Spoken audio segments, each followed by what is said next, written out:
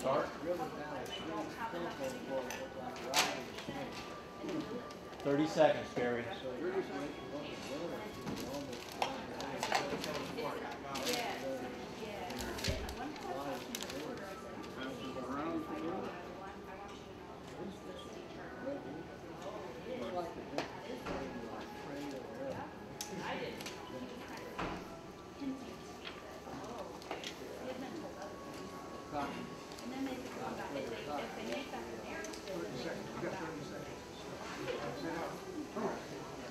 Cover that.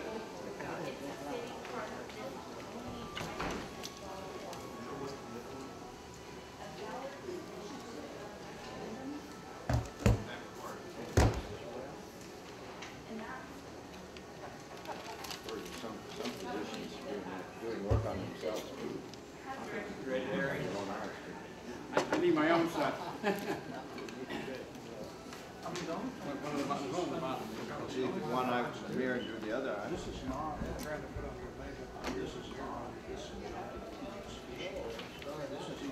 Four, three.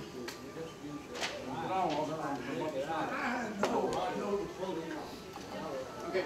Stand by. You ready, Barry? He'll probably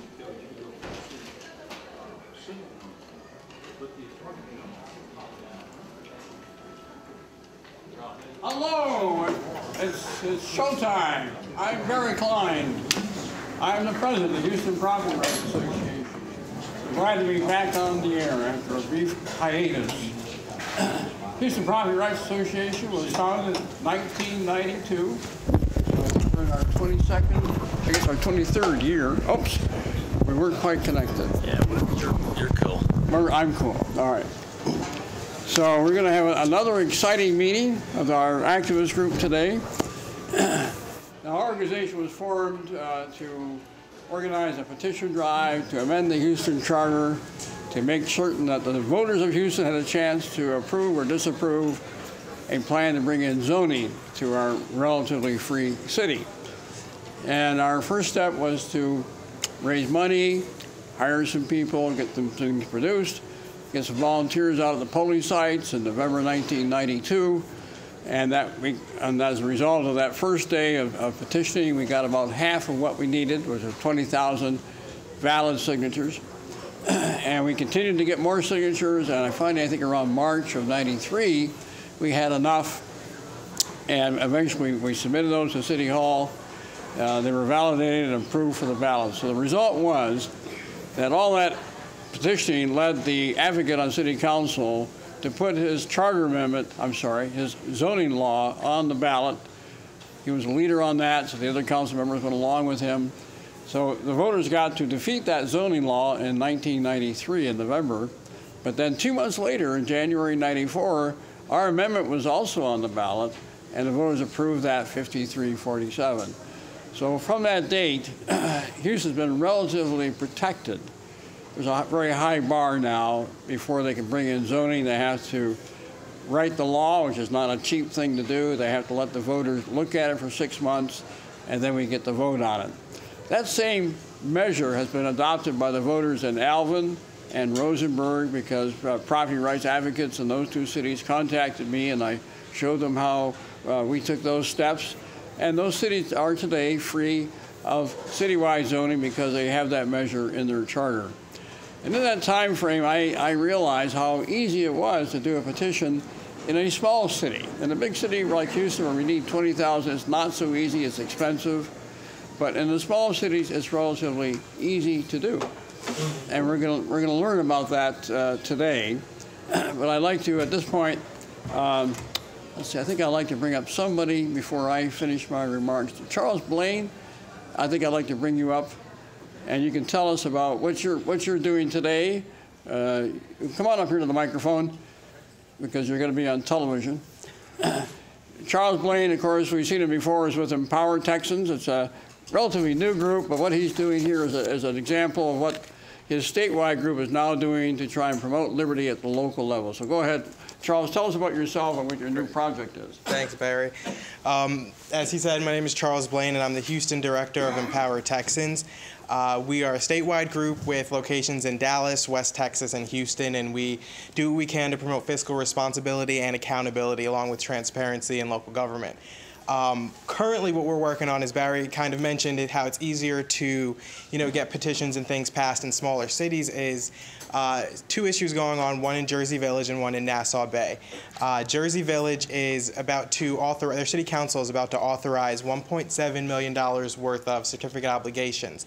Nassau Bay is about to authorize, I believe it's $8 million, or it might be vice versa. But they're both going to do this on behalf of the taxpayers without voter approval. Most of the taxpayers don't know, and it's illegal because in the Texas local code, they're allowed to act on their behalf as long as they present this information to the voters 2 weeks in advance. So they put it in the newspaper in the legal section under notices, and it's available to be found. But a lot of people don't act on it because they don't know how.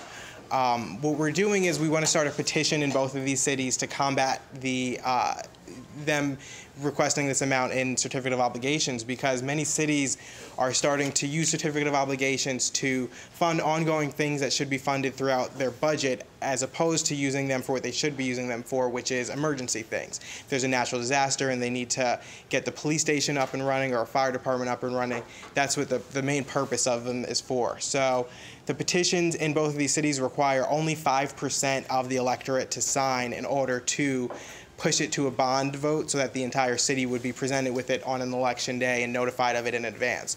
In each of these cities, it's about 300 people that need to sign. So as he said, it's easier to do it in smaller cities because you need such a small amount of people to sign on to a petition. So that's currently what we're doing in order to make things more transparent and present it to people in a way that they know what's happening within their local government and know how they're taking on all this debt that's going to reach a 40-year maturity date. So their kids are going to be paying for it and grandkids are going to be paying for it when, they're voting on it and not taking it out of their budget and restricting spending to free up other funds the way it should be done. So that's what we're currently working on.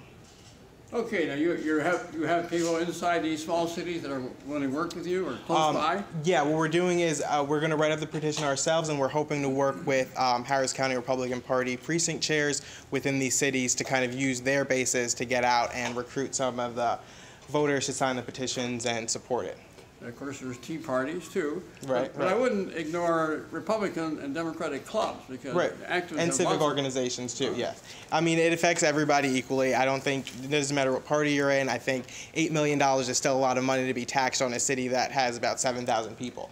So it's regardless of political party or affiliation, we want to let everybody know what's going on and get signatures from anybody interested in opposing it. Excuse me. Would you reach over and pick up that book that's sitting there? And you can hold it up for the cameras. Unstoppable. This is the new book by Ralph Nader, Unstoppable. He thinks there's lots of opportunity for the left and right and center to converge and work on matters of common interest. I don't think anybody from any party would object to the voters actually participating in these very fundamental fiscal decisions. Right. I mean, I agree. I think transparency is something that everybody wants. Transparency and accountability. These municipal governments are adding on so much debt, and we see it's burdening the state, and it's just too much regardless of who you're affiliated with. So it's just something we want to do to get people more involved and active in their local government so that they do have a voice. Charles, I'm pleased to have you here today. Thank you very much. I appreciate it. See you. We'll have you back later.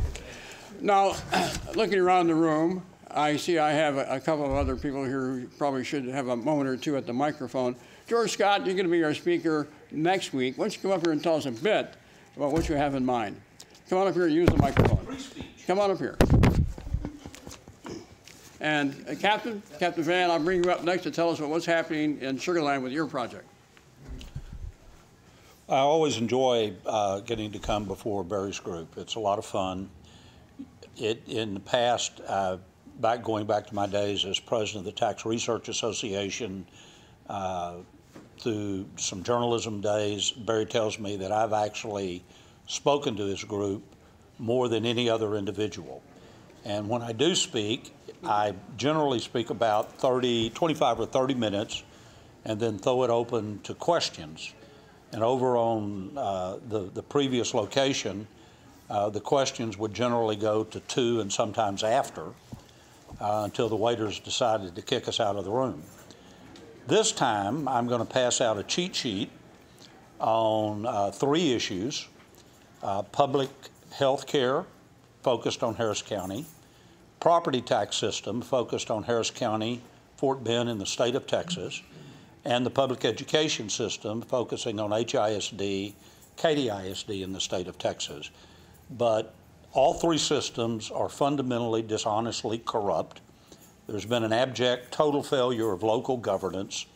The systems are in decline and decay, and people are going to have to make up their minds once and for all if they're going to try to create some reform. So that's going to be the gist of my remarks. I look forward to being back. Hope there might be a few more people here next time, because I look forward to having a very good time. I'm going to enjoy it. Thank you, George. Thanks. We have a comment or question? Yeah, actually, you need to come up with some, facts. I mean, these people are doing their job. They're trying to do the best they can to serve the people. And if you have some valid, criticism, then, that's your civic duty to do so. But to actually just, like I said, just make sure you have whatever you're contending against backed up by, facts. Do you have any facts, George? I didn't even know I was going to be giving a speech today. I didn't even know that I was going to be introducing. I hope you're here next week to ask questions, because when a person confronts me and says I don't do facts, it just is generally indicative is that they don't really possess that many facts. I don't even know what you're talking about on your comment. I don't know whether you're talking about property tax. I don't know if you're talking about public education. I don't know if you're talking about public health care. But let's take public education. Facts. Do you have any idea of what % of graduates of high schools in Houston ISD and Katy ISD are going to college and getting a degree within 6 years? Do you have any knowledge? Does anybody have any knowledge of what the actual passing standards are on the STAR accountability test? Do we have any knowledge of the correlation between curriculum strategies that are being imposed upon the classroom and how that results into the productivity and the results that are achieved in an academic realm? The facts are this. The facts are this, that there are hundreds and hundreds of thousands of numbers that are available. The average person spends little or no time trying to mine those numbers and analyze them. I would probably venture to guess, you challenge me, this is the way it's going to go next week. I'm going to be tough, okay?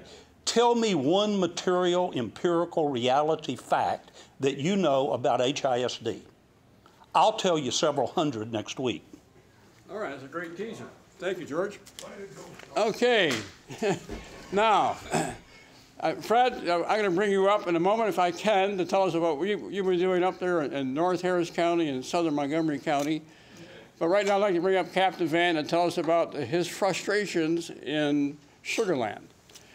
Now, Captain is an activist. He does not live in Sugar Land. Texas law does not require you to live in the city where you do a petition drive. That's one of those important facts to keep in mind as we think about how we can change this state and change this country. Go ahead, Captain. What's happening with red light cameras in Sugar Land? Okay. Well, I do live in Sugar Land, but outside the city limits. I live in what's called ETJ, extraterritorial jurisdiction, which means I cannot vote for city council or the mayor or anything like that. And I'm treated with courtesy, but they don't really listen to what I have to say. Okay. I sent out a press release recently that didn't get any hits, no published. And in that press release, I stated an open records request has finally been honored after the allowed 10-day delay. The city of Sugar Land reports that 29,370 90-day amnesty notices were mailed 2 weeks ago. These notices falsely threatened possible denial of vehicle registration renewals for unpaid red light camera fines. Registrations will continue to be renewed in person at 20 locations in Fort Bend County, regardless of unpaid red light camera fines. It is not likely that employing a collection agency will be cost effective, and it is unlawful for notices of unpaid red light camera fines to be turned over to a credit bureau. The fines in Sugar Land and Fort Bend County remain voluntary. According to a mail or mass mail order company, the cost of mailing these postcards would only be $12,963.92. So if only 130 of recipients of these postcards pay the $100 demand, the city will recover the cost of mailing and start to make a profit. This is a fine example of revenue-inspired law enforcement. That's the press release that didn't get reported? Right. Okay. Now, tell us about your petition drive a moment. That's the primary reason I'm bringing you up here, to tell us about how you use this tool available to a citizen activist, a citizen legislator, and how you've been frustrated by the powers that be in Sugar Land. Okay. We followed the same procedures that were successful in Houston and the same procedures that Kelly Cook has followed in Willis. Our petition was rejected by the Sugar Land City Council, although it was completely in order according to the state local I forget myself. The local code. Well, there's a code published by the state that specifies how city charters are to be amended. The city charter does not pertain to amendments of the city charter, although they use the requirements of the Sugar Land City Charter, which pertains to referenda, recall elections, etc., but does not pertain to amending the charter. They use the requirements stated there to reject our petition, saying we did not comply with the city charter, your petition is rejected. Sir? Tell us about the former mayor of Sugar Land, what he's doing nowadays. Well, that's a good question, and I don't know. Where is he? I don't know where he is. I don't think anybody knows where he is. And he was the mayor who was in office when the contract was signed authorizing red light camera enforcement in Sugar Land. I am sure he was probably on the tape, but I can't prove it. I'm going to be talking to one of the local editors of a newspaper that may be able to give me some insight on Mr. David G. Willis and his finances during that period. I'm also handing out this at the county the city municipal courthouse every Monday when they have red light camera hearings. It states that the fine is voluntary. There is no penalty if you don't pay. I'm also handing it out at the post office when the weather's nice, and people really enjoy getting this handout. Is there any chance that goes on the credit report? Is there some back door? No. No. Okay. It's absolutely prohibited to notify a credit bureau that there's an unpaid red light camera fine. But they can turn it over to a collection agency, but the collection agency can only harass you up to the point where you say, bug off, I'm not going to pay this fine, leave me alone. They have to leave you alone when you make that statement. Okay, that's great, thanks. I see you have a great shirt. Tell us about that shirt. Are you selling that merchandise? I can get you a shirt like that anytime you want. And it says red light cameras. Ban red light cameras. Okay, good idea. Thank you very much. I have t-shirts and polo shirts. I think in the business called merch. I don't make any money off of them. I know that feeling. So the shorthand word, Captain, is merch for merchandise. If you want to be hip, merch.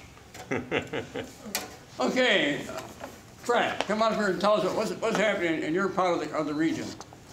All right, let's hear it, Fred. Uh-oh. Well, you didn't tell me I was going to get to do this. That's true, I did not. That's all right. I remember doing impromptu speaking at Lee High School right down the road here about, was it 40 or 50 years ago? I don't really remember. It's so far back. I'm involved, I founded the Spring Tea Party. We're up in North Harris County. There was no tea party really in existence other than the one at Cypress in 290, Spring Cypress in 290, and then there was Kingwood. And basically everybody up in the Woodlands area pretty much stayed north of the creek. So we started the Spring Tea Party. We really didn't know what would happen with it. And the first meeting we had a couple of dozen people. The second meeting we filled the room completely full. The third meeting we had to move to another location because we had about 200 show up.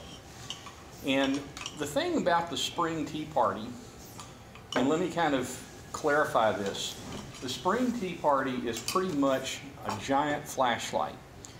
We are just showing, we're inviting speakers to come and talk and tell us about their particular entity, their organization, or what they're doing. Our last speaker was Wayne Delshafino.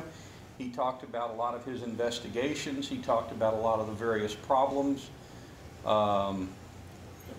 in that we are pursuing, or he's pursuing for one of his clients, the ESD 11, which is the Cypress Creek EMS service. We don't have conclusions on that. We're still trying to get information.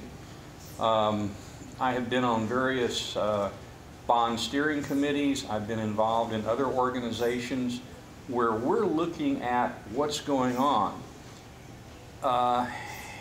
In some of these, where we don't stand a chance of killing them or fighting them, we're having a profound effect on channeling them or diverting them. In other words, we may not be able to win that war, but we can change the battles that take place. For instance, right now, Klein ISD wants to do a $500 million bond issue. In their operations of their school district, they're wasting money by having a kitchen and a full cooking staff at every single school. They could consolidate to the 4 or 5 high schools and use that as a commissary to cook, prepare food, and cover the intermediates and the elementaries.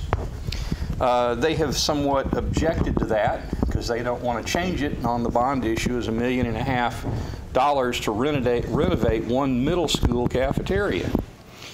The other thing is their operations and maintenance. Their operations and maintenance, which is their janitorial, their HVAC, plumbing, electrical.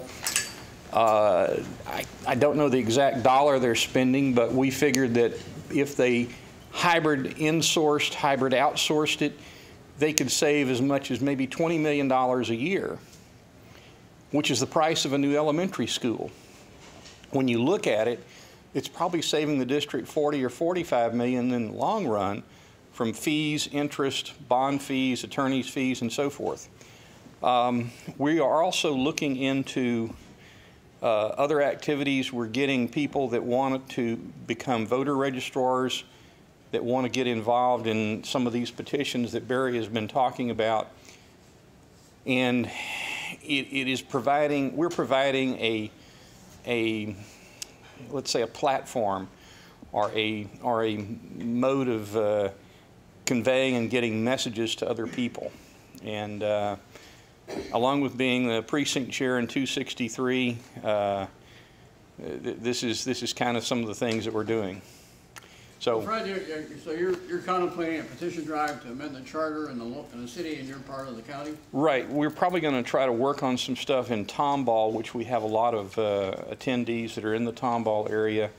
Willis is a little bit, out of our range, but We do have people that come as far away as Willis, Conroe, Tomball, Cypress. Got some come from Humble numerous times. It's kind of it depends on who we have speaking that particular time as to where we're drawing attendees from. So. Okay, maybe let's tell us about your success a year or two ago defeating a bond issue for the Lone Star. The Lone Star College District did not have their statistics, their act together and everything. And basically, I was active. We did not have the Tea Party active at that time. We started it the following month.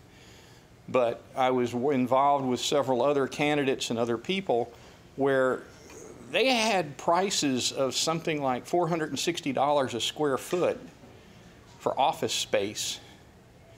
And they needed, I don't know, umpteen thousand more offices.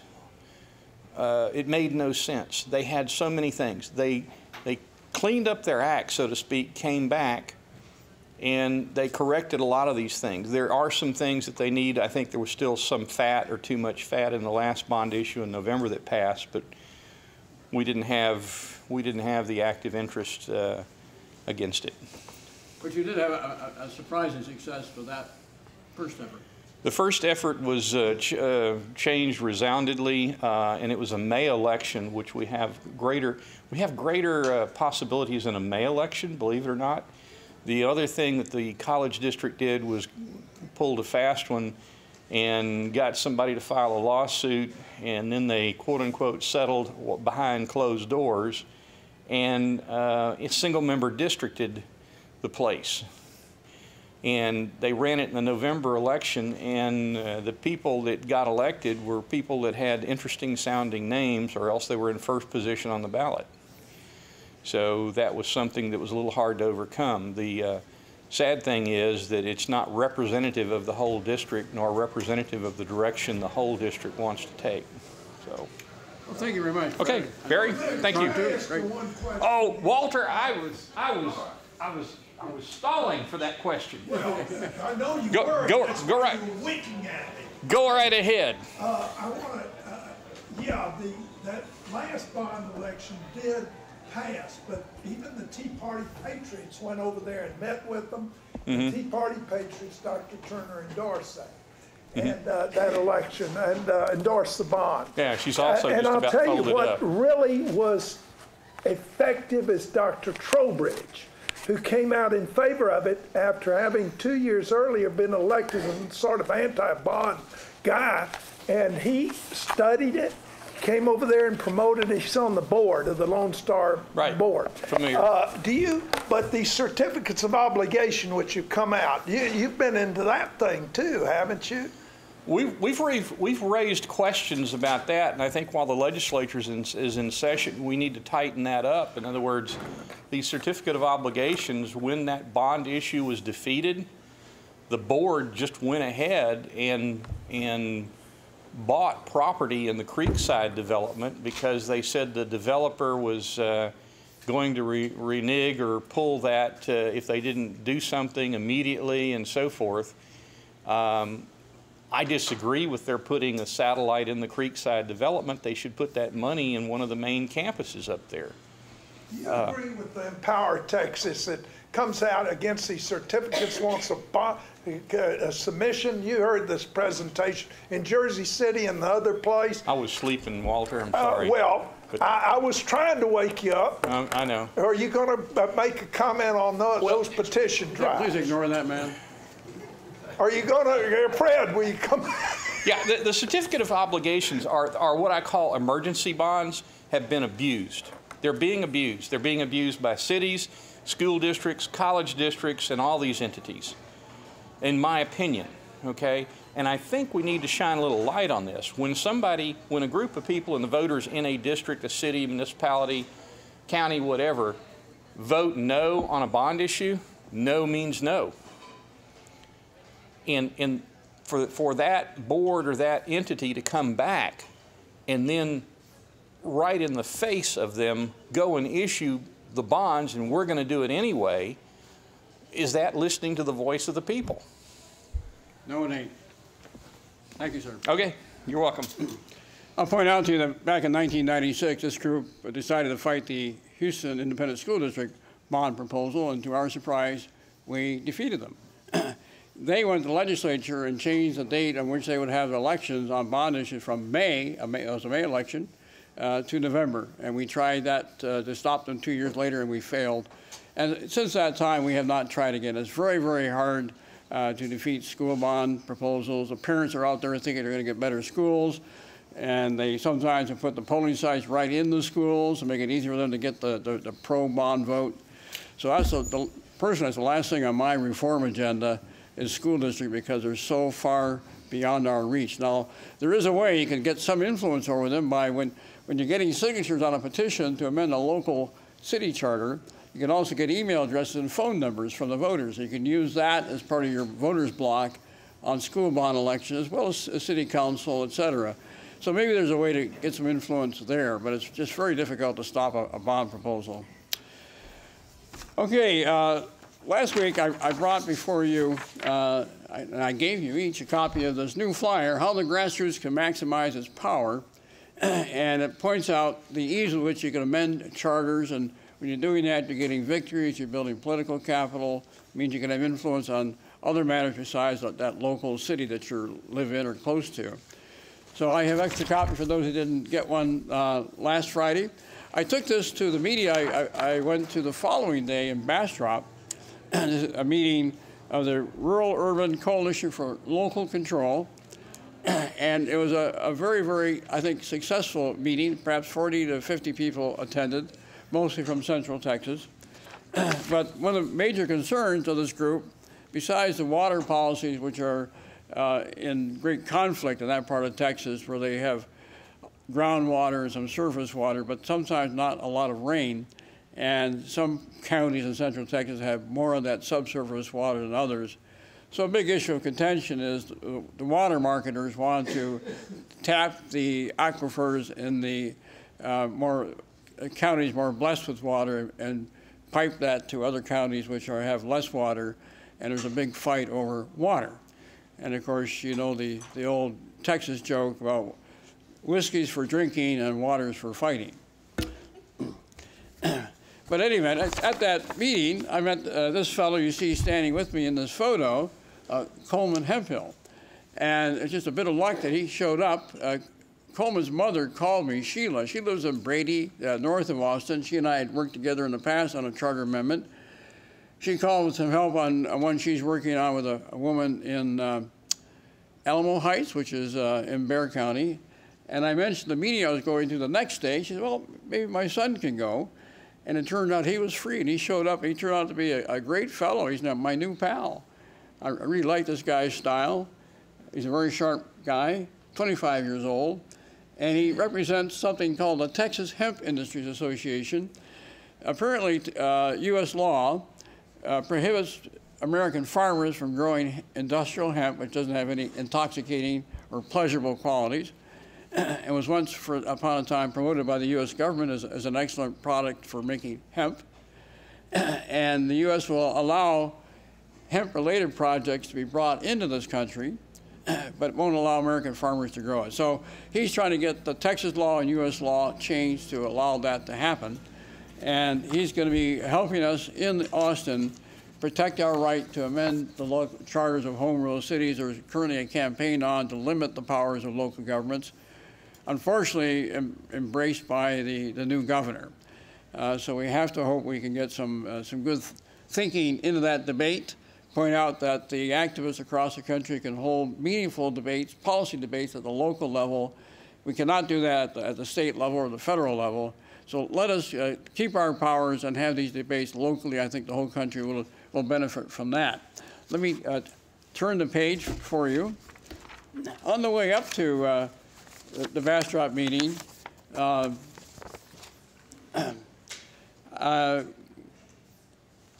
see here. I want to point out something I discovered in Sealy when we stopped for, I think it was a relief stop actually.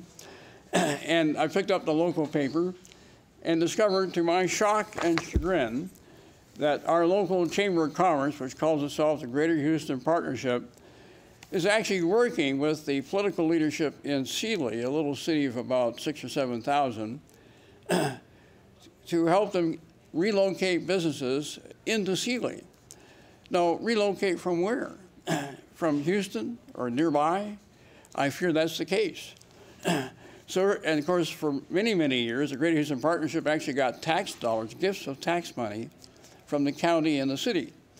And just last year, an activist filed a lawsuit that came to a Supreme Court decision that said that the Greater Houston Partnership has to give up their information to a citizen who files an open records request.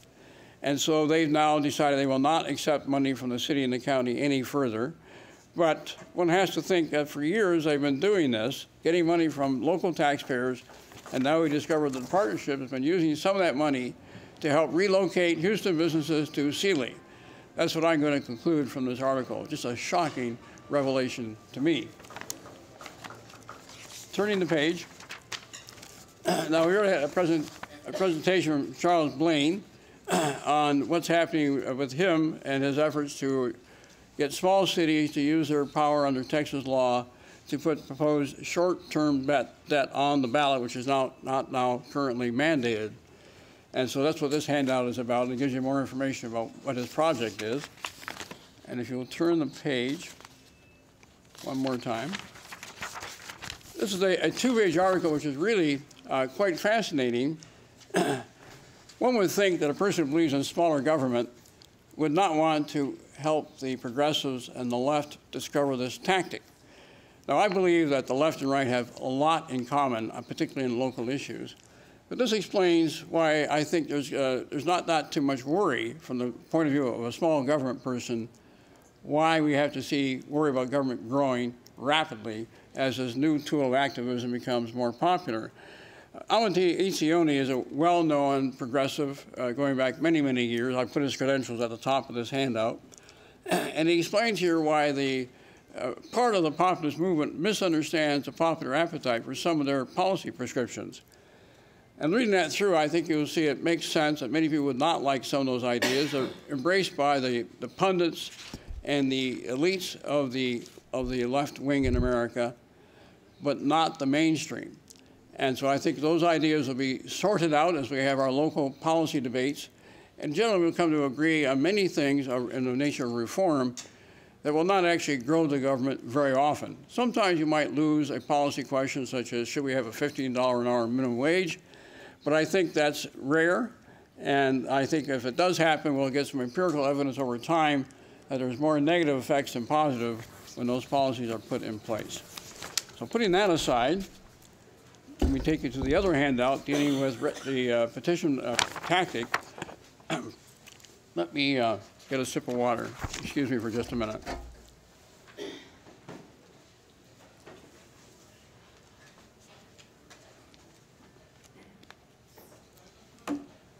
Okay, this is a three-page handout, and the first page deals with the topic of our speaker today.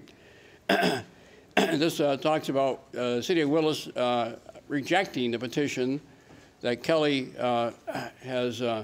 Cook has introduced or given to the council a few weeks earlier. And as I'm sure we're going to hear from Kelly in a minute, the arguments they're using are quite spurious because the city council doesn't have the power to make a legal decision about whether that policy change is legal or not. A judge can decide that later if it's approved by the voters. Turning the page. Now, Kelly's project is to ban the red light cameras in Willis. A similar petition drive was kicked off in Arlington a few months ago, and they just turned in their signatures a week or two ago. And so now those signatures in Arlington are now being validated by the city secretary. That's, of course, north of Dallas. And the third page deals with the failed petition drive in Midland, where they tried to stop the city from giving $100 million to a local developer. They never actually got that to the ballot. They never had the volunteers to get enough signatures, but they did stir up enough concern, and I guess they put some of the disinfecting impact of a spotlight on some of the sausage making going on at City Hall, that project eventually was killed. So in spite of the fact it was not a success, in its initial impetus, and in the end, it became a success. Okay, enough of me and preliminary folks. Let me bring up now Kelly Cook from Conroe, which is not Willis, but as I point out, Texas law allows a non-resident, a non-citizen of a city to do a petition drive. Come up here, Kelly, and give us your exciting story. All right. Thank you, Barry. Hi, Walter. All right, I'm Kelly Cook. I'm the Montgomery County Coordinator for Campaign for Liberty. And I got involved in the tail end of a ballot measure put on in Conroe to let the people vote on the cameras. They weren't forced to do that. The city council just put it out there, basically because one of the city council members wanted to get reelected, and he did. It's a fun issue. About 1% of the people that I talk to want to keep the red light cameras, so it's a fun issue to work on. So somebody told me, you should call Barry Klein. He's got an idea. I said, okay, give me his number. Oh, Kelly, you should do a city charter amendment. It's going to be really fun. But he was right. It was fun. It sounds kind of tedious, and you got to read about it a little bit and figure out what you're doing. The Texas Constitution, Article 11, Section 5, is what gives us the authority to do this. And the government code you guys were referring to earlier is on the top of this petition, which turns out to be kind of important. It's Section 9.004. So that's the process. And what that says is a home rule city, which is 5,000 population or above, you can use this process to amend the city charter.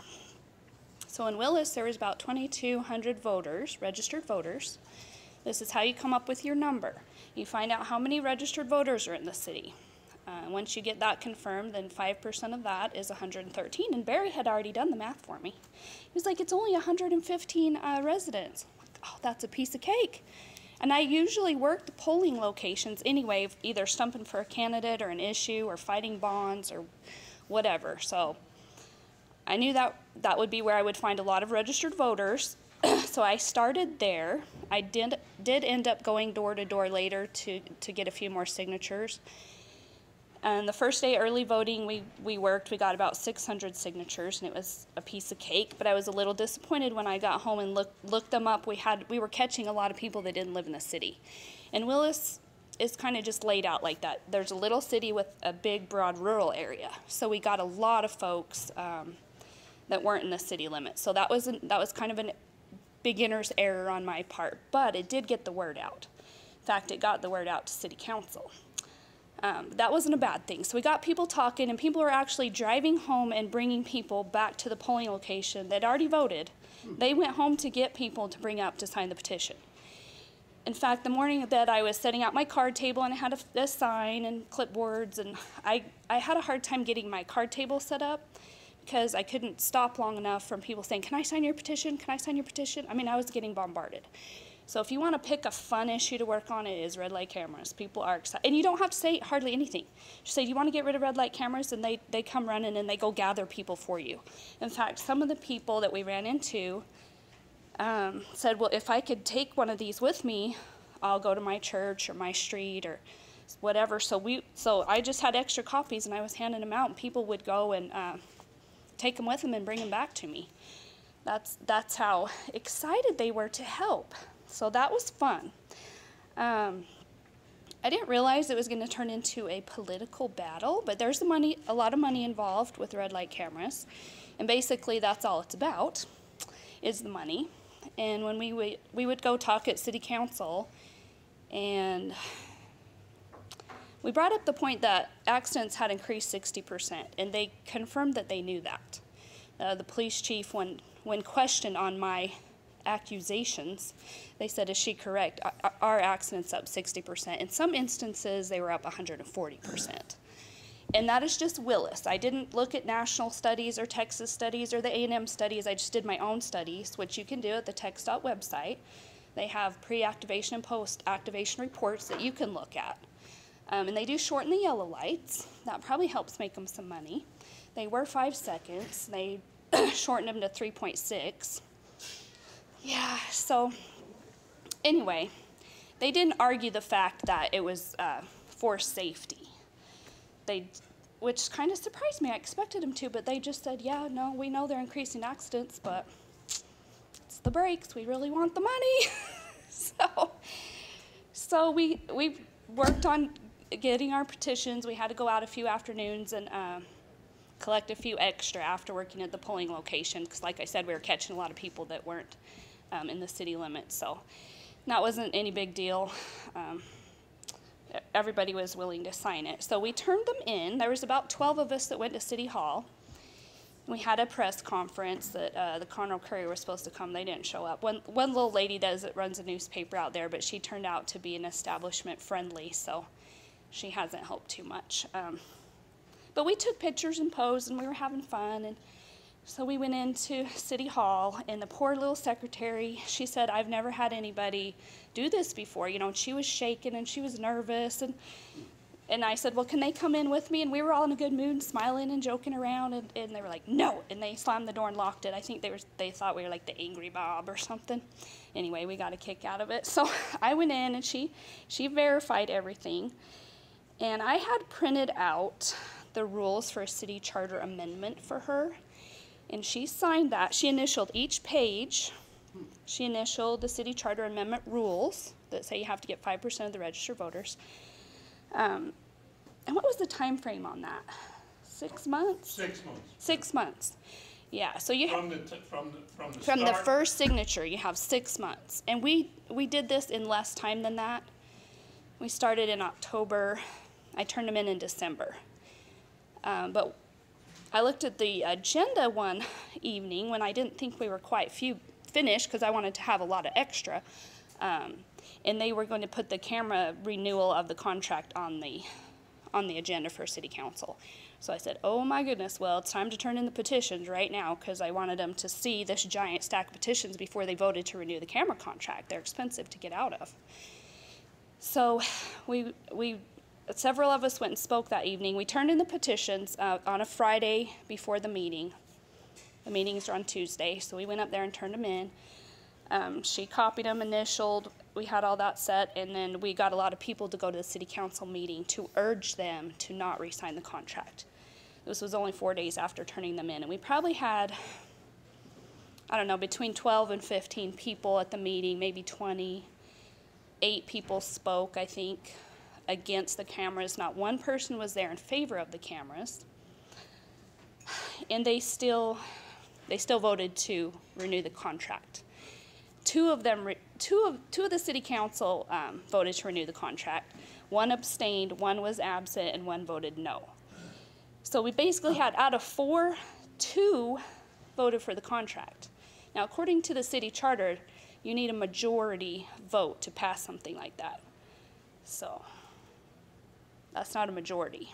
That was done illegally. The mayor gavelled that on an illegal motion. I wasn't savvy to this at the time. I was so mad. I went home and looked it up in the city charter. The city charter will be your friend.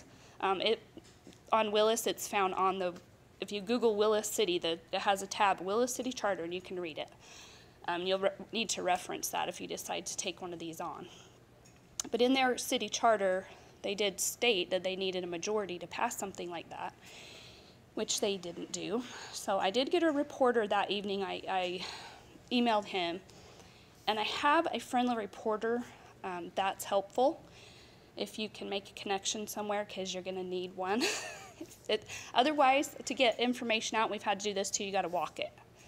And that's fine. We've been walking and talking to people, and that drums up support also. But anyway, he did print that article that the motion was gavelled incorrectly. They didn't have a majority. And the more we have delved into this, the more illegalities we found with the cameras. Transportation Code 707 006 says general surveillance is prohibited. It is an offense. It's the only part of the law that states there's an offense. And it's for the police and the powers that be don't abuse the program to use it to spy on us. So during a city council meeting, the police chief was bragging that he had used the camera program 28 different times to for general surveillance. And he had a printout, and one whole page was how he used the program as a spy program. He was using this to convince the council to keep it, because not only does it make a lot of money, we can spy on people. And during doing some open record requests in the background, I also have emails from police officers asking for different video footage. So that was criminal activity and a public confession. I was like, wow, I can't believe he's saying this and he's bragging on it. So we filed a complaint with the DA, a criminal complaint against the police chief and 3 police officers. Needless to say, I'm not very popular in town. I want to make sure all my lights are working on my car, and I drive really carefully. So that kind of ticked him off. The response to that from the DA was, it was incidental because they issued 48,000 violations, and they only broke the law 29 times. That is only 0.06% of the time was the law abused. Therefore, we're not going to do anything. So 3 or 4 days later, after I got that response from the DA that they only did it 29 times, so big deal, I went back into the DA's office and I got into the back room, and that was a little, I'm resourceful, I'll just put it that way, and spoke to one of the assistant DAs and just said, can you clarify this for me, explain this to me? Is there an incidental Class A misdemeanor charge? Like if I walk past a house 48,000 times, but I only break in 29 times, you know, can this incidental Class A misdemeanor be applied to me? He didn't appreciate that. I didn't stay much longer. Another way, yeah. Can you explain? Yes. What they used the 29 videos for? What was it all about? Well, just investigating different crimes, looking for, I don't know exactly what they were using it for. A police officer said he was investigating a homicide, there was an accident, they were looking for a certain license plate, and then the other times were vague. I don't know what they were using it for exactly. In Sugar Land, there was a fatality under a red light camera in December of 2013. Mm-hmm. And an eyewitness misidentified the car that violated the red light. And that witness was overruled by the red light camera. And the driver that was killed was the one who violated the red light. So his own mistake cost him his life. But the red light camera proved that the witness was wrong. So in that, now, Byron Scrimback said that this is a violation of the rule you're talking about. But in this case, the red light camera did a good job for the people of Sugar Land. Yeah, and you can almost see if it was accident related. I wasn't under the impression that these were accident related. Okay. But that's not really for me to decide. The rule says general surveillance is prohibited. There's an offense, and then under that it goes on further to explain that the red light camera program will only be used to issue citations. The point that needs to be made, though, is that red light cameras are not all bad. It's the way they're being used that's bad. Yeah, there's a lot of misuse in the program. Fred, did you have a question? We have an excellent legal mind amongst us over here in Walter. Should this not go to J.D. Lambright, who's the county attorney? That some of this should not be handled by the county attorney's office? Well, now are you asking for a legal opinion, Fred?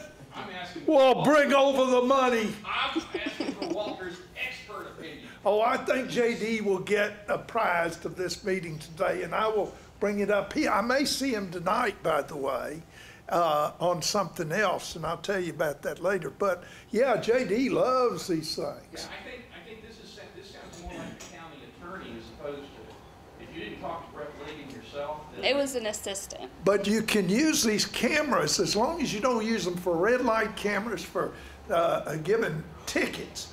These things are good for crime surveillance purposes, cameras. I'm for them.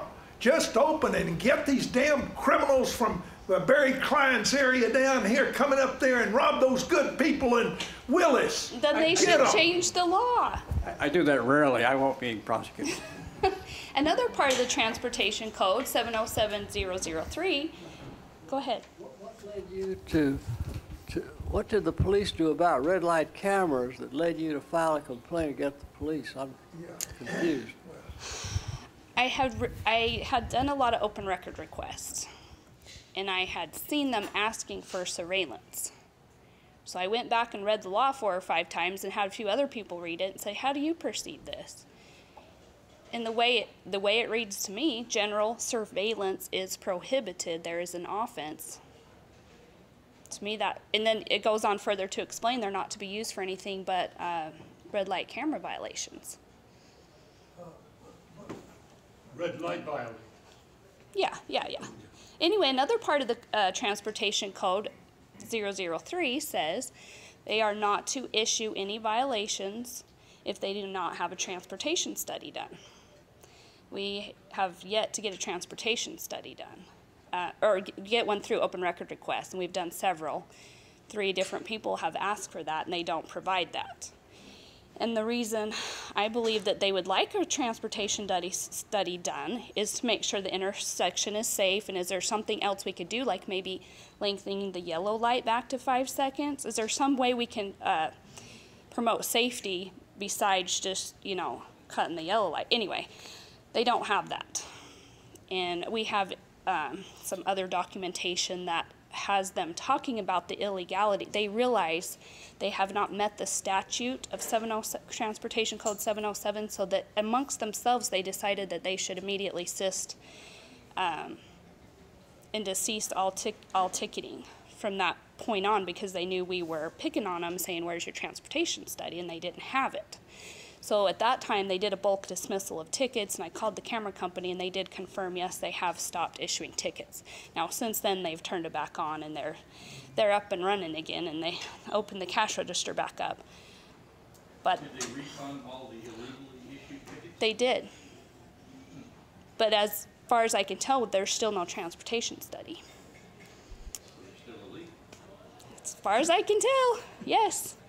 And then another thing that's interesting that we came across was the mayor's company is a power company, and they have their tickets intercepted. And I put a handout in there for you guys to look at that I handed out at a city council meeting. So before they're put in the mail, it's not like they're dismissed at a hearing, they're just intercepted before they get mailed out. So I guess if you're connected, you don't have to fool with these things.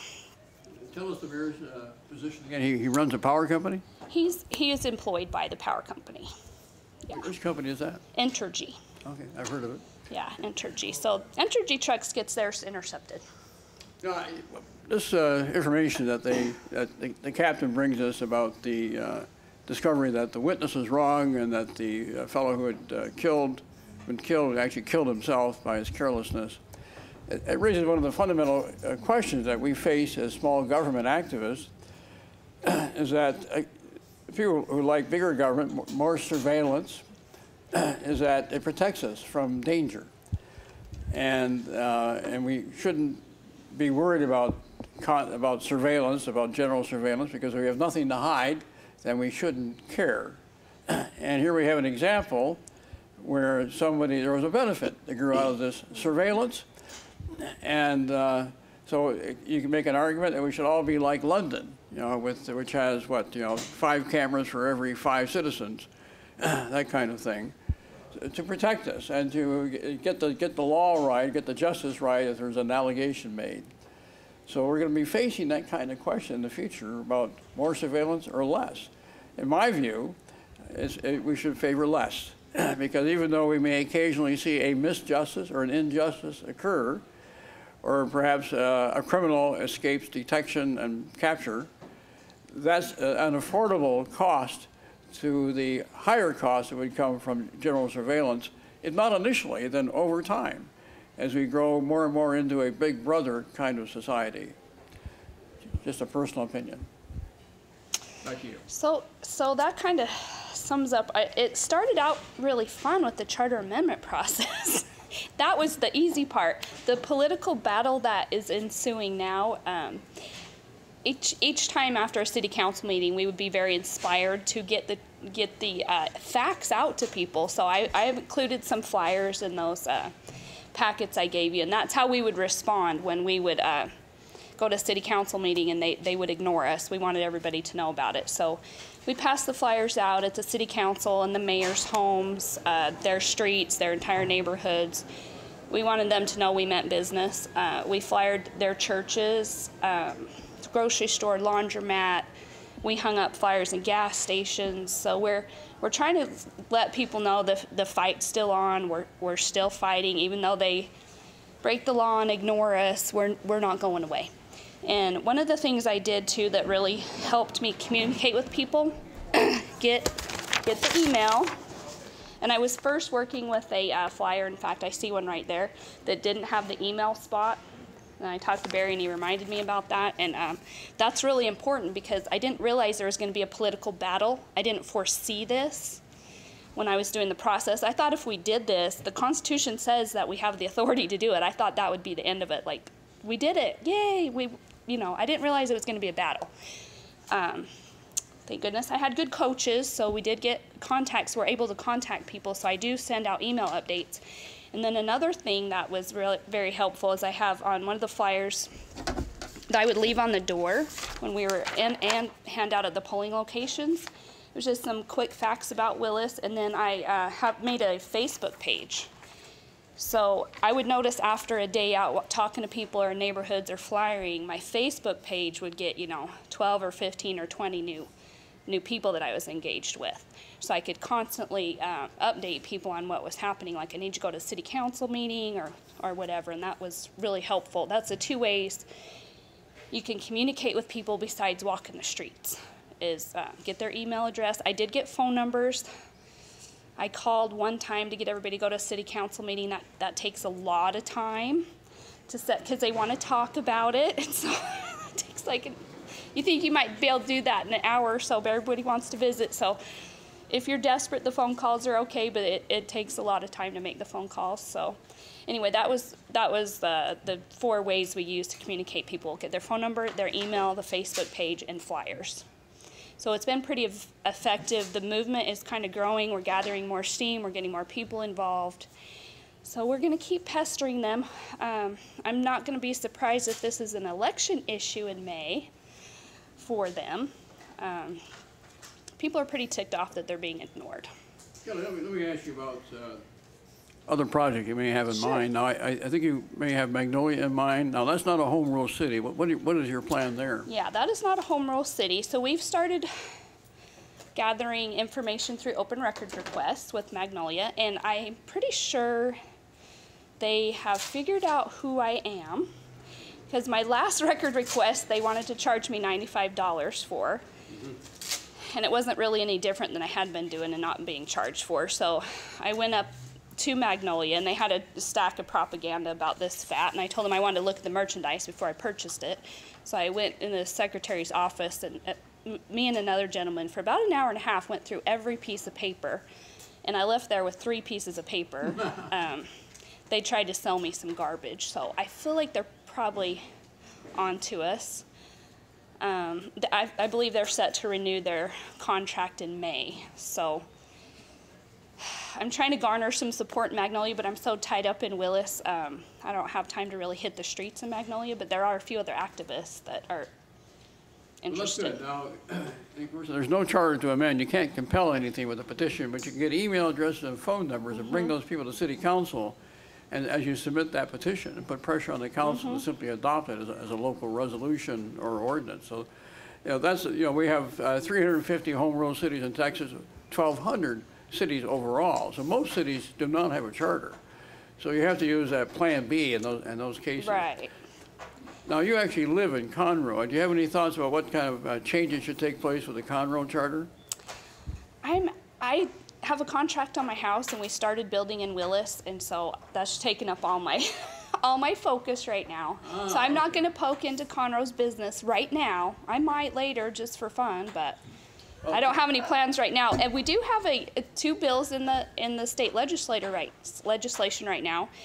The Senate bill is SB 340, sponsored by Don Huffines, and the House bill is HB 142 by Jonathan Stickland. So if you could contact your reps and tell them to support those two bills, the way this is kind of going with the cities ignoring our petitions, even though it hasn't come to fruition yet and we haven't got a vote, it was still a good process for bringing to light some of the malfeasance with the officials, getting into the community, list building. If you don't ever press them on anything, you don't really know who the good guys from the bad guys are. I didn't know that going into Willis. I hadn't been to enough city council meetings, and most of the things they vote on are so mundane that you can't really tell until you put their back against the wall. What are those numbers again? Okay, House Bill 142 and Senate Bill 340. So maybe that'll get through these hard-headed officials that like all this money. On yellow time, TxDOT is supposed to enforce proper yellow times that are on state highways. Most of the red light cameras are on state highways. They are in Willis. And you could report that to TxDOT, and they're supposed to take action to get the yellow time adjusted to what it's supposed to be. Actually, through all this process, TxDOT is the only entity that doesn't answer my record requests, which I find interesting. But you know, they get a chunk of the money too. The state does. Oh. So they That's went right. in and they have control of, they go in and shorten the yellow lights for the city. Usually the city, well, in Sugar Land, the city controls the traffic lights. Okay, in Willis, they don't. They have TxDOT come and do that. Well, From what I can tell. there's a formula you can use to figure out whether that yellow time is correct. And they're supposed to report it to you, what the actual yellow time. You don't have to go with a stopwatch and try and figure it out. I did that. Well, that's one way to do it, but they're supposed to be able to. And as a matter of fact, if the tickets are issued by American Traffic Solutions, it tells you on the mailed notice of violation what the yellow time was at that location. Yeah, and that doesn't match what it really is when I timed it. Really? Yes. Wow. Yeah. Captain, you've done a video explaining how you do that kind of evaluation on the yellow time. Can you tell us about that video? Well, there's several videos on my website. I don't know which one you're referring to. The yellow time, there's a formula for the yellow time which is available on my website, and it tells you how to calculate based on the 85th percentile speed. Now, if they use the speed limit, they claim the speed limit is set by the 85th percentile speed, but it usually isn't. It's usually below the 85th percentile. Tell us your website, if you would. Website is www.houstoncoalition.net. Don't go to houstoncoalition.com. That's a pro-life website. Oh, okay. Okay, and that's a good reminder for me because I did make a Facebook page. If you guys Facebook, it's Montgomery County and the red light cameras. And one other thing I wanted to point out, if you decide to do this charter amendment process, that turned out to be important, and somebody kind of preempted me to this, and I was glad that I listened. It's nice to have people that have gone before you and done this kind of thing. The city attorney tried to, every chance he got, call this a ballot initiative or a referendum. Yeah. He was in the newspaper several times saying that, and then I was in there also saying, no, it's a city charter amendment like it says on top of the petition. Because the reason they like to do that, they're setting the stage for you not to have enough signatures. The only responsibility of the city is to validate the signatures. That is a responsibility. If you have enough signatures, that's supposed to be the end of the story. It's going to the ballot. But they tried to preempt this, and with the initiative or a referendum, you're supposed to have 20%. 20% is a whole lot more than 5% when you're talking registered voters. So I was advised to make that abundantly clear. So if any of you take this on, I would recommend that to you. Every chance you get, clarify that this is a city charter amendment. It only takes 5% of the registered voters. You about have to say it like that. I've had to be careful with my language too. I used to use the word referendum more generally than I do now, but now I restricted those moments when you're trying to repeal a recently adopted city ordinance. Now let me ask you this. What does it take to do a recall of an elected official in Willis? Maybe we can improve the recall procedure in that city starting maybe in a few weeks. Yes, that sounds lovely. Oh, yeah. I need to learn about recalls next. I had to get real savvy on charter amendments. I think I got that one down, but recalls I need to probably take up next because this battle isn't over. It's just started. And you're moving in. It'll be all the easier for you. Oh, yeah, I'll be right there in the neighborhoods. Excuse me. It sounds like at various stages in the process and various attempts, people involved, et cetera, including perhaps TxDOT, that they're violating the law. Have you considered suing or getting the state AG involved? I have talked to a lawyer. We don't have very much money, so I don't know how that will go. There is a mandamus that could be filed, and that would be the state ordering the city officials to do their job. In other words, you have to do your job. So there's that I don't know how that'll turn out, the legal aspect of it. Well, if I had lots of money, that's exactly what I'd do. You need somebody pro bono. Right. And also perhaps the threat of such things. Right. Would get more cooperation. Well, of course, they've got the big lawsuit down here involving the signatures, which is in trial now. And from the paper today, I don't know whether this would apply to you or not, but they, in the paper today, they submitted so many signatures. They were so messed up. If I was the judge down there, I'd say, y'all get the signatures right first. Don't bring it to us for this.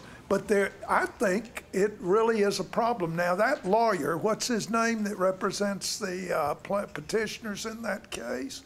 He might. Andy Taylor. Andy Taylor. Oh, my gosh, you ought to hear Barry Klein brag on him. You call him and tell him he better represent you too, or else we'll all get on him. Okay. He's supposed to be a public. Hey, but listen, let me tell you. Filing a criminal charge, and by the way, you said you filed a criminal complaint. That's right, a complaint. Well, I don't know what kind of complaint it is, because I don't think you can file a criminal complaint in the technical sense of the term. Only the DA or the county attorney can do that. They let me do it. I talked to the investigator, presented him with the facts. I went and got an affidavit signed. He said it was worthy of an investigation, but you're right. A policeman is supposed to do that. Well, even or law there, enforcement. yeah, and but anyway, I don't know, using the criminal courts for a civil problem like you've got. I've just got a general. Oh, it's a couple of different problems. There's a lot of different angles to this. But listen, if I could file criminal complaints about everybody in this room, from what I know, and Barry Klein would be the first to fit. Yes, and it's the DA's responsibility to say whether it's if it's worthy of an investigation, and they told me that it was. But I don't think it's worthy. Kelly, you are. That's not my decision to make. I know, but I just have got a perspective that I don't think we should use criminal courts to enforce civil problems and develop civil issues, which I would urge you to read Transportation Code 707-006. And even I wouldn't file against the police chief because. Yeah, I know. That was kind of awkward. Oh, but I got to ask you one more thing.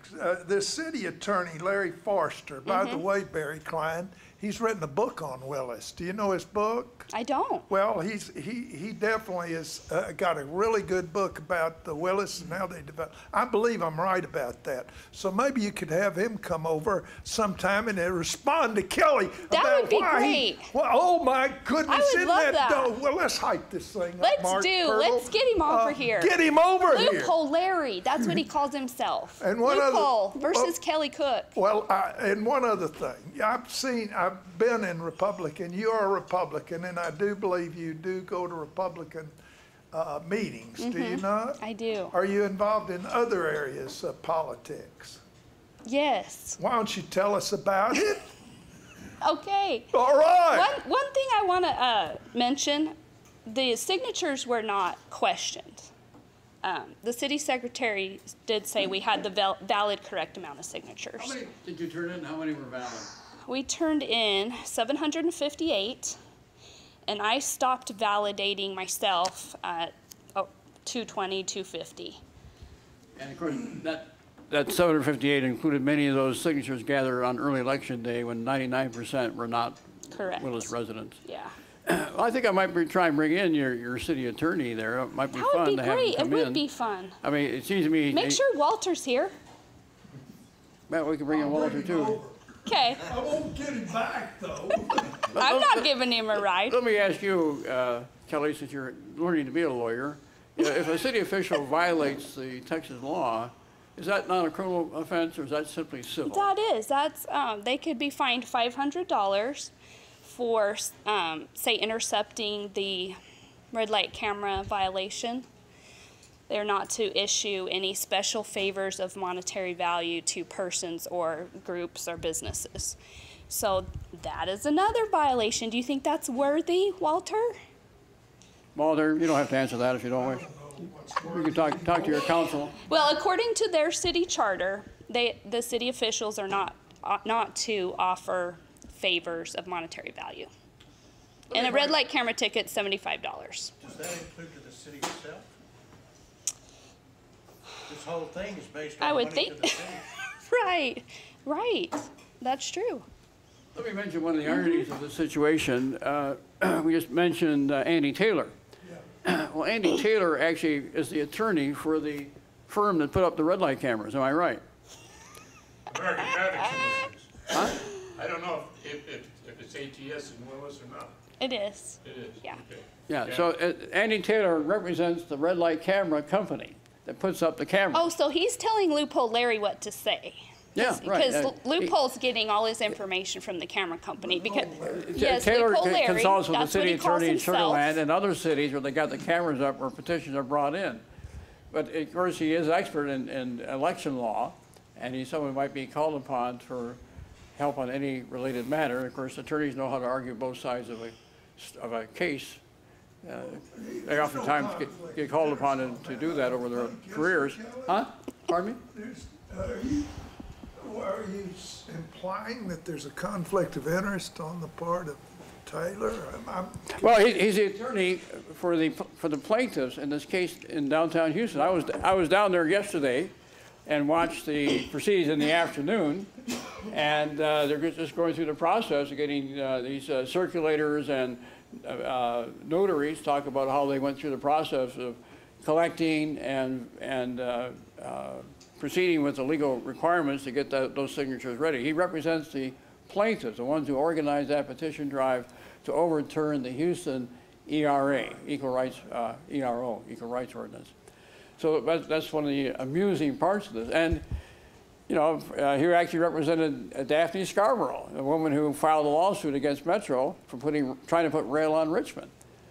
So, and he also represents Bruce Hotze in his lawsuit against the city for not recognizing the charter amendment that our group promoted back in 2001 and we got to vote on in 2004 to limit the growth in city revenue.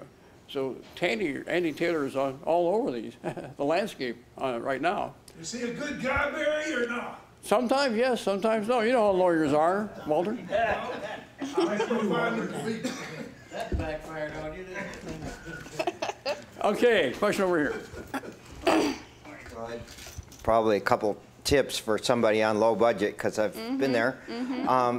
If a grand jury requests information, public information, they have to provide it free.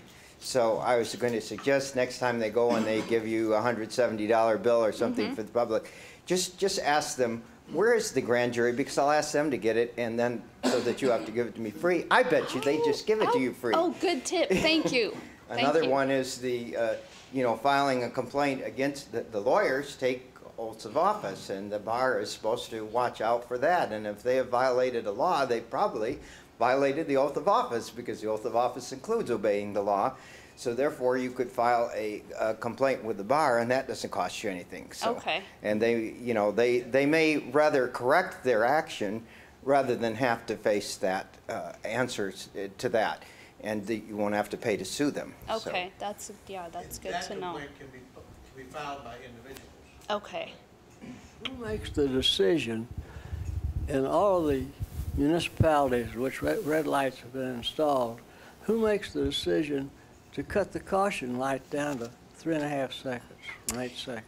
That's a good question. I have some comments and some minutes that I garnered with the city councilman asking who is going to shorten the yellow light, and somebody responded to him, TxDOT will take care of that.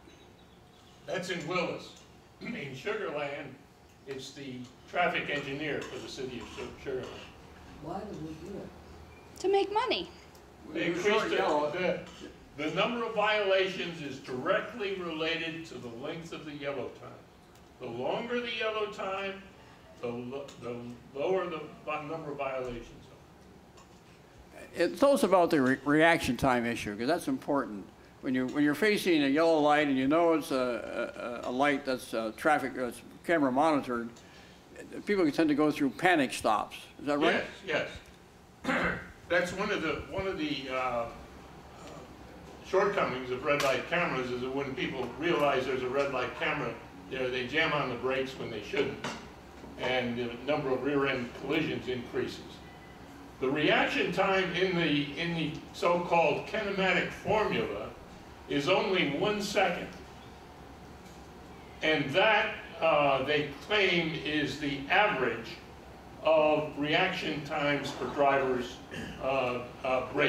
braking. Now, that automatically excludes half the population, because that's the average. So 50% of the count is above 1 second, and 50% is below. So they're automatically discriminating against old folks who have slower reaction times than the young folks. And that would just leave your car 2.5 seconds to stop. Am I right? No, the stopping time is a very complicated issue. The faster you're going, the longer it takes you to stop. Well, I realize that, but if the light is down to 3.5 seconds and it takes you 1 second to respond, to react, then that leaves you... Don't confuse the yellow time with the stopping time. The yellow time is actually the go time.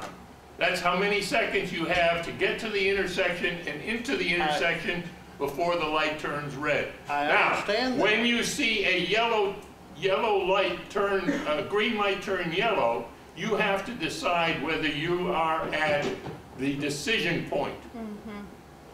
If you have passed the decision point, keep going, because you'll get to the intersection before the light turns red. If you haven't got there yet, you better stop.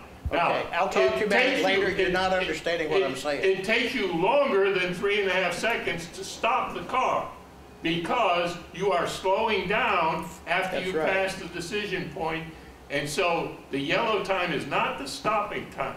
I understand that. Okay. That was not my question. I'll talk to you later about it. And if you talk to some people that drive buses full of kids with no seat belts, and guys that drive big trucks, or people pulling trailers, they can't stop like that. They can't just and get through the intersection. And are you two telling us that when they go in to put in the red light cameras, the city or the TxDOT will deliberately shorten that yellow time? Yes. And you can look on TxDOT website The pre-installation study will tell you each intersection what the yellow light time was. Then you go to the post-activation report, and it will tell you what it is after the cameras were put in, and they will be different. Is that not illegal on the face of it? It No. seems like it should be, but it's not. No, if the new yellow time is in compliance with the kinematic formula, they're good to go. As a matter of fact, they're even good to go to violate that, because the MUTCD, that is the Manual on Uniform Traffic Control Devices, is very loose in specifying the yellow time. They recommend you use a formula that traffic engineers use, but it's only a recommendation. They say that the traffic engineer can set the time any way he wants to based on engineering principles. It has to be between 3 and 6 seconds. We have 50 seconds left. Captain, how many violations are simply people who don't fully stop when they turn right? 70% of the violations are for rolling stops on a right-hand turn during a red light. Thank you. Would you agree that if the yellow light time were stayed at 8 or 8.5 seconds, that then the red light would prevent more accidents? Yes, A&M did a study that if you lengthen the yellow light, it will decrease accidents and violations. Don't make the mistake of saying that accidents increase or decrease depending on the number of violations. That is a false argument. They say red light cameras reduce the number of violations, and that's true, they do. Ours didn't. But they do not decrease accidents. No, ours actually increased in violations and increased in accidents. The police chief did tell me they decreased in violations every year since the inception. That is not the numbers he put out to TxDOT. The study was done with the red light, with the yellow light at 8 seconds, they decrease accidents. The problem there is that you interfere with the traffic flow if you have too long a yellow time. Well, that's what they are now. Without the red lights, it's 8 seconds, right? No. They would be only a maximum of 6 seconds for very high-speed locations. And I think the standard used to be 5 seconds, kind of generally speaking, but it's not general. We've actually run out of time. Okay. Kelly, thank you very much for a great presentation. Sure.